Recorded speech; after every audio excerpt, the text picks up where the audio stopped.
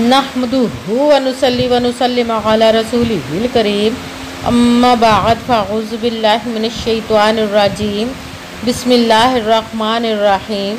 मेरे मुअज़्ज़ज़ सामाईन अकराम, अस्सलामु अलैकुम व रहमतुल्लाहि व बरकातुहू। मैं अपने रब्बे कायनात से ये दुआ करती हूँ कि मेरे जितने भी सुनने वाले हैं, रब्बे कायनात सबको सेहतमंद, तंदुरुस्त और लंबी ज़िंदगी अता फ़रमाए। हम सब के हर मुश्किल परेशानियों तंगदस्तियों में मेरा रब्बे कायनात हमारी मदद अता फ़रमाए। हमें ज़हनी, रूहानी, जिस्मानी अज़ियत और तकलीफ़ और बीमारियों से निजात अता फ़रमाए। हमें ज़हनी और रूहानी सुकून अता फ़रमाए। हमें बीमार दुनिया से बचाकर बीमार मदीना बनाए। और जो हम सब के हक़ों में बेहतर है, मेरा रब्बे कायनात हमारे लिए वो अता फ़रमाए।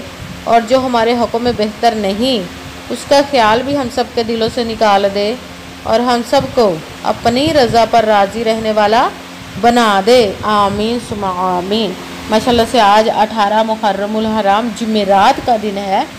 आज के दिन सिर्फ 70 बार ये तस्बीह पढ़ लेना, आपके घर से रिज़्क़ दौलत कभी ख़त्म नहीं होगा इंशाअल्लाह। इंशाअल्लाह अज़ीज़, अल्लाह के हुक्म से ये बहुत ही ख़ास और पावरफुल वजीफ़ा ग़ैबी दौलत के ख़जानों से दौलत लेने का।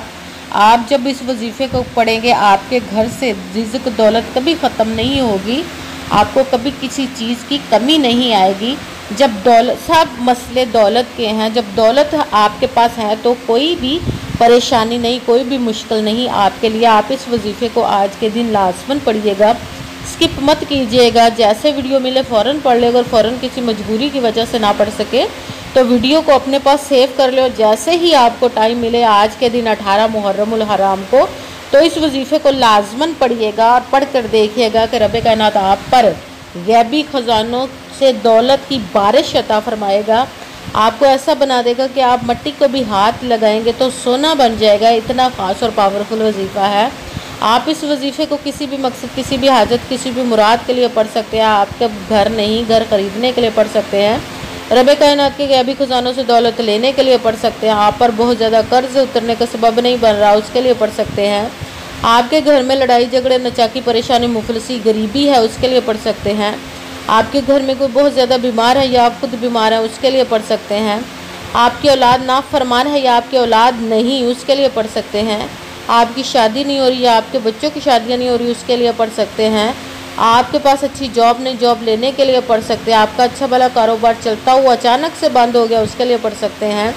आपकी ज़िंदगी में, आपके घर में सुकून नहीं, आपके कारोबार में, रिज़्क़ में, दौलत में बरकत नहीं, उसके लिए पढ़ सकते हैं। आप पर जादू, टूना, बंदिश, नजर बद, हसद कुछ भी है, उसको ख़त्म करने के लिए पढ़ सकते हैं। मतलब आप किसी भी मकसद, किसी भी हाजत, किसी भी मुराद के लिए पढ़ सकते हैं। मगर जब पढ़ने लगे तो रब्बे कायनात की ज़ात पाक पर यकीन कामिल रख के पढ़िएगा।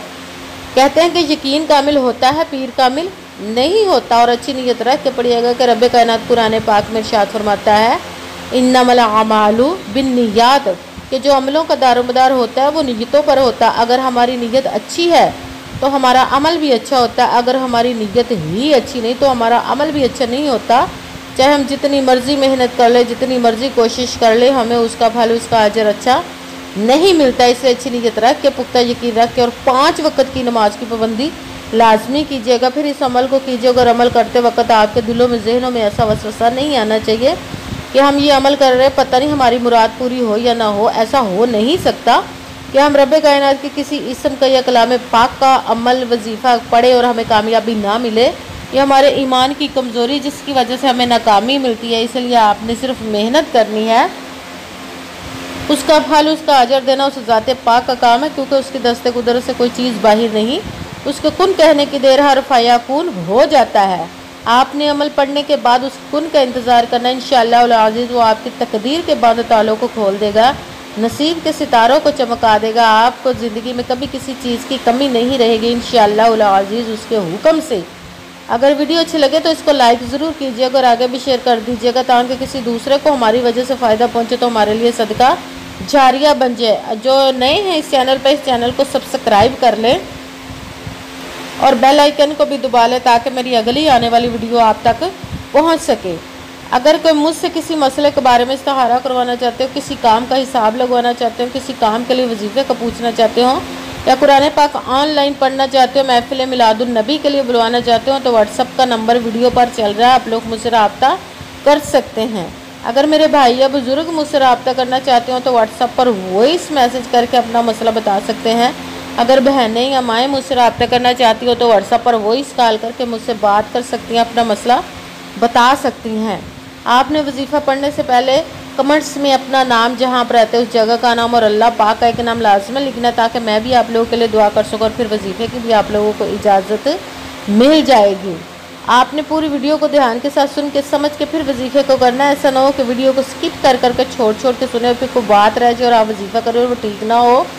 आपने पूरे न किसी अमल में ना तो कम करके पढ़ना, ना ज़्यादा बढ़ा कर पढ़ना, ना आगे पीछे करके पढ़ना। अगर कम जो ज़्यादा कर देते तो वो हमारा वजीफ़ा ठीक नहीं होता। इसलिए आपने जिस तादाद और जिस तरतीब के साथ मैं आप लोगों को वजीफ़ा बताने लगी, उसी तादाद और उसी तरतीब के साथ आपने इस वजीफ़े को पढ़ना है। आप इस वजीफ़े को आज के दिन किसी भी जगह पर बैठकर पढ़ सकते, घर में, मस्जिद में, मदरसे में, यूनिवर्सिटी में, कॉलेज में, शॉप पे, कहीं पे भी बैठ कर पढ़ सकते हैं। मगर जब पढ़ने लगे बिल्कुल खामोशी, तवज्जो, सुकून के साथ पढ़ने के वजीफ़े के दरमियान ना तो आपने किसी से बात करनी, ना उठना, ना फ़ोन इस्तेमाल करना है। अगर हम किसी से बात कर लेते, उठ जाते तो वो हमारा वजीफ़ा ठीक नहीं होता। मुकम्मल वजीफ़ा करने के बाद ही आपने किसी से बात करनी, उठना या क्या फ़ोन इस्तेमाल करना है। आप इस वजीफ़े को आज के दिन किसी भी वक्त पढ़ सकते, किसी भी नमाज के साथ पढ़ सकते हैं, नमाज के अलावा भी पढ़ सकते हैं। अगर नमाज के साथ पढ़ रहे हैं तो नमाज मुकम्मल पढ़ने के बाद, दुआ मांगने के बाद आपने इस अमल को पढ़ना है। अगर नमाज के अलावा पढ़े तो बावजू होकर ऐसी जगह पर बैठना है जहाँ पे आप बिल्कुल खामोशी, तवज्जो, सुकून के साथ इस अमल को पढ़ सकें। जब आप बैठ गए अमल करने के लिए तो आपने एक मरतबा दुरूद पाक पढ़ना। कोई सा भी दुरूद पाक पढ़ सकते हैं, मगर दुरूद इब्राहिमी जो नमाज में पढ़ा जाता है वो एक मरतबा दुरूद पाक पढ़ ले तो ज़्यादा बेहतर, वरना कोई सा भी दुरूद पाक पढ़ सकते हैं। दुरूद पाक पढ़ने के बाद एक मरतबा आऊज़ु बिल्लाहि मिनश शैतानिर रजीम बिस्मिल्लाहिर्रहमानिर्रहीम पढ़कर अपने मकसद की नियत कर लेनी, जिस मकसद, जिस हाजत, जिस मुराद के लिए आप इस वजीफ़े को पढ़ने लगे हैं। फिर सबसे पहले नंबर पर जो वजीफ़ा पढ़ना है वो है रब कायनात के एक किस्म का या फत्ताहू, या फत्ताहू, या फत्ताहू, या फत्ताहू। इसको आपने 11 मरतबा 11 टाइम पढ़ना। फिर साथ ही दूसरे नंबर वाला वजीफ़ा ला हौला वला कुव्वता इल्ला बिल्लाह, ला हौला वला कुव्वता इल्ला बिल्लाह, ला हौला वला कुव्वता इल्ला बिल्लाह, ला हौला वला कुव्वता इल्ला बिल्लाह। इसको आपने 70 मरतबा 70 टाइम पढ़ना है। के साथ ही तीसरे नंबर वाला वजीफ़ा, तीसरे कलमे का अमल करना। ये बहुत ही पावरफुल वजीफ़ा होता है। इसमें तस्बीह फ़ातिमा भी आती है। दुआ करते हैं कि जो हज़रत बीबी फ़ातिमा है उनकी चादर तत्हीर के सदक़े आप जिस मकसद, जिस हाजत के लिए इस वजीफ़े को करने लगे, आपको कामयाबियाँ मिले। तीसरे नंबर पर जो वजीफ़ा पढ़ना है तीसरे कलमे का सुबहानल्लाहि वल्हम्दुलिल्लाहि वला इलाहा इल्लल्लाह वल्लाहु अकबर, सुबहानल्लाहि वल्हम्दुलिल्लाहि वला इलाहा इल्लल्लाह वल्लाहु अकबर, सुबहानल्लाहि वल्हम्दुलिल्लाहि वला इलाहा इल्लल्लाह वल्लाहु अकबर, सुबहानल्लाहि वल्हम्दुलिल्लाहि वला इलाहा इल्लल्लाह वल्लाहु अकबर। यहाँ तक आपने तीसरे कलमे को 11 मरतबा 11 टाइम पढ़ना है। सबसे पहले एक मरतबा दुरूद पाक पढ़ा, फिर एक मरतबा आऊज़ु बिल्लाहि मिनश शैतानिर रजीम बिस्मिल्लाहिर्रहमानिर्रहीम पढ़कर अपने मकसद की नियत कर लेने। फिर पहले नंबर पर जो वजीफ़ा पढ़ना रब कायनात के एक किस्म का या फत्ताहू, इसको आपने 11 मरतबा 11 टाइम पढ़ना। फिर साथ ही दूसरे नंबर वाला वजीफ़ा ला हौला वला कुव्वता इल्ला बिल्लाह, इसको आपने 70 मरतबा 70 टाइम पढ़ना। फिर साथ तीसरे नंबर वाला वजीफ़ा सुबहानल्लाहि वल्हम्दुलिल्लाहि वला इलाहा इल्लल्लाह वल्लाहु अकबर, इसको आपने 11 मरतबा 11 टाइम पढ़ना। फिर वही दुरूद पाक पढ़ना जो दुरूद पाक आपने वजीफ़ा शुरू करने से पहले पढ़ा था। जब दुरूद पाक पढ़ लिया, अब आपका वजीफ़ा मुकम्मल हो गया। अब आपने दोनों हाथों को रब कायनात की बारगाह अक़दस में बुलंद कर लेना। सबसे पहले अपने गुनाहों की बख्शिश की दुआ मांगनी है। अगर आप सजदे में दुआ करें तो ज़्यादा बेहतर है। अगर वैसे पढ़ना चाहें दुआ तो फिर वैसे भी कर सकते हैं, मगर सजदे में ज़्यादा बेहतर है। जब सजदे में गए तो आपने दुआ जिस मकसद जिस हाजत के लिए आपने इस वजीफ़े को खूब इसकी दुआ कीजिएगा और दुआओं में मुझे भी याद रखिएगा, मेरे लिए भी दुआ कीजिएगा। जज़ाकल्लाहु खैरा।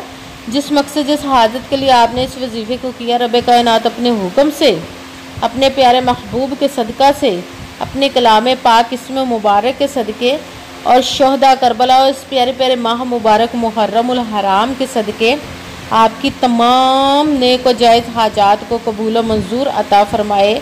मेरा रब कायनात कुछ भी कर सकता है, इंशाअल्लाह। आमीन सुमा आमीन। अस्सलामु अलैकुम व रहमतुल्लाहि व बरकातुहू।